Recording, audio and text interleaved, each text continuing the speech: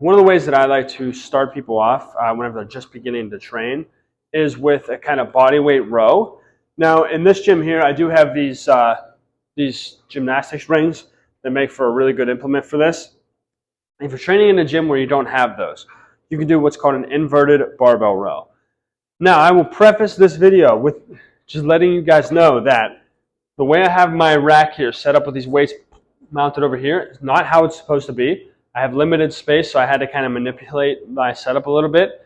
That being said, this bar does not sit nicely in the hooks over on this side because it's being held up by these plates.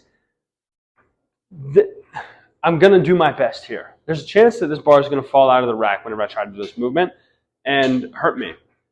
Make sure that you're not doing that, okay? Keep it in a safe position where you are not going to injure yourself like I may do here. So, the first thing to keep in mind here is that the higher your bar is, the easier this is going to be, right? Because the higher the bar, the more upright we stay, so the less we have to combat gravity. I set this as kind of like a midline height. This is something that should be a little bit easier for me, but also challenging enough to kind of give you guys proper demonstration. Now, I'm going to go into the rack. And the reason for that is I don't want to pull the bar out into these little hooks where it could possibly pop out. So I'm going to set it in here so that I'm pulling the weight back into the rack and it's not going to fall out. Holding my bar, I'm going to straighten my arms and walk my feet out to a position where I'm comfortable here. I'm going to look at you guys through this ring. So legs stay straight, and I'm just going to pull my chest straight up towards that bar, try to make contact, and back down. Make contact, go back down.